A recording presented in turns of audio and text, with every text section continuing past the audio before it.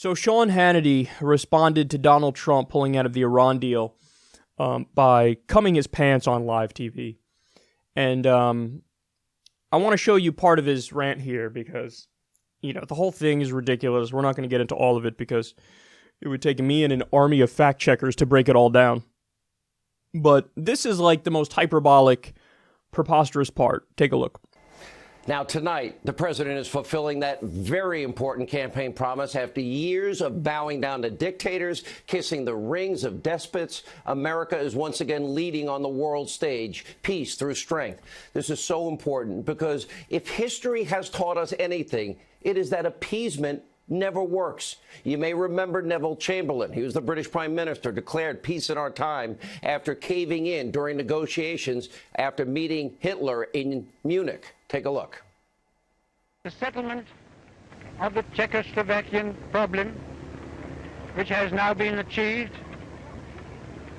is, in my view, only the prelude to a larger settlement in which all Europe may find peace. Compare that to the great Winston Churchill. He vowed to win at all costs. He led with strength. He triumphed over evil in his time.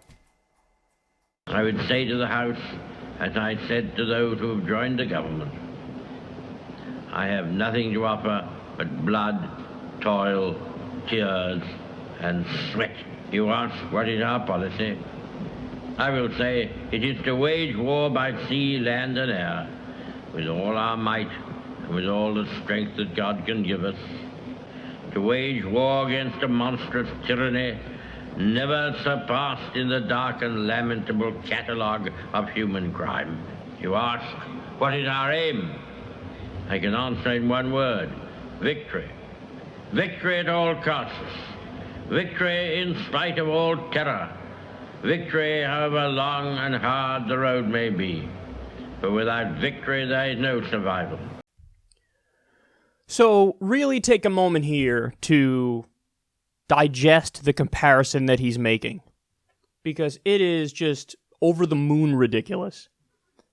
So in his analogy here, Iran is like a Nazi Germany? Because that's, I mean, you're playing the Winston Churchill speech, and you showed Neville Chamberlain. You're comparing Obama to Neville Chamberlain. So, yeah, they tried to make peace with Hitler. And you couldn't appease Hitler because he was bent on world domination. So, by implication, you're 100% saying Iran is bent on world domination. How many countries are they in right now? How many wars are they fighting right now? Zero. They're allied with the Syrian government. Okay, by the way, they're right about that one. I'm not saying they're right for the proper reasons, but the Syrian government they're fighting jihadists. They're fighting ISIS and Al-Qaeda. So they're allied with the Syrian government and they're allied with the Houthis in Yemen.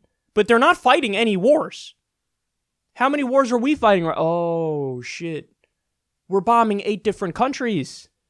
We did an illegal offensive war against Iraq that killed a minimum 200,000 civilians. And oh yeah, by the way, we're torturing.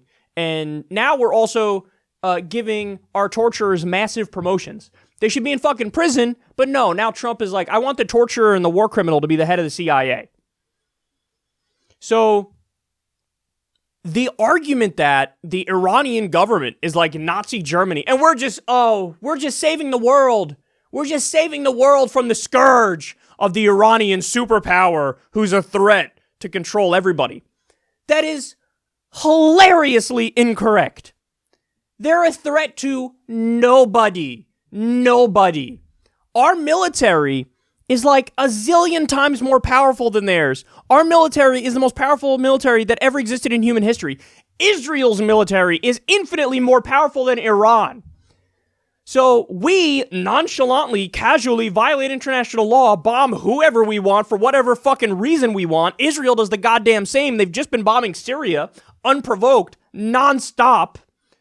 But somehow, the country that's fighting no wars, invading nobody, and has a rinky-dink military budget, and is already crushed under economic sanctions, that country, oh my God, they're like the Nazis. See, but it's honestly like a brain disease that idiots like Hannity have, where our country, especially under Republican rule, our country is always by definition the good guy, no matter what. I don't care about the details of the specific fight in question. I don't care. We are the good guys, even though, we're aligned with Saudi Arabia, for example, and Saudi Arabia is in bed with jihadists. Same fucking thing. We're aligned with rebels in Syria. Well, it's ISIS and Al-Qaeda, those rebels. We have fucking, it's on the record. David Petraeus saying, let's arm Al-Qaeda to fight ISIS. What? I mean, these are the geniuses we're dealing with. It was a plan going back from Reagan. Let's arm the Mujahideen to fight the big bad Soviet Union. The Mujahideen became Al-Qaeda and the Taliban. So it doesn't matter that we're aligned with Islamic extremists. It doesn't matter that we're violating international law and bombing innocent people left and right. And in Trump's first military act as president, it was a botched raid that killed an 8-year-old American girl. That doesn't matter. We are the good guys no matter what. No matter what. We're bombing 8 different countries. We're threatening Iran. Iran, according to the IAEA, the International Atomic Energy Agency, they followed the deal to a T, and they verified that 10 times so far. 10 times. So they're not creating nuclear weapons, as has been proven and verified. They're not fighting any wars. They're not invading anybody. We have thousands of nuclear weapons. We are bombing 8 countries. We are at war all around the world. But according to dumbass Sean Hannity, we are saving the world from the threat of Iranian offensive strikes. If you really believe that, you're an idiot. I'm serious. Listen, there was no doubt Hitler was trying to take over the world. He was doing it, literally. He would march into the Sudetenland, mine. Just took it. This is what happened. He dominated a lot of Europe. He declared war on the U.S., so we fought back. Iran is fucking doing nothing. They're doing nothing. Now, I'm not a fan of the Iranian government. Of course not. They're a fucking theocracy. And they're authoritarian as fuck.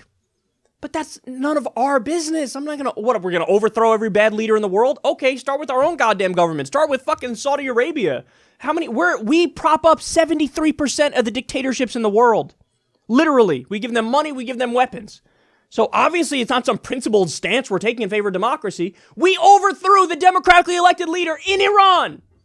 Sean Hannity, how can you talk about history and talk about war and not bring up the fact, especially on the topic of Iran, that, oh shit, the U.S., the CIA overthrew Mohammad Mossadegh, the democratically elected leader of Iran, because we wanted to jack their oil, and the UK wanted to jack their oil. So Mohammad Mossadegh said, I'm going to nationalize the oil and give the profits to the people of Iran. We said, not on our watch, bitch. So we overthrew a democratically elected leader and put in a dictator, the Shah. So he either knows absolutely nothing about history, or he knows and he doesn't care because he thinks, we're the good guys. It doesn't matter. We're the good guys no matter what. So listen, man, I just need you to understand something. These guys are the worst people in the world. They're neocon, warmonger idiots.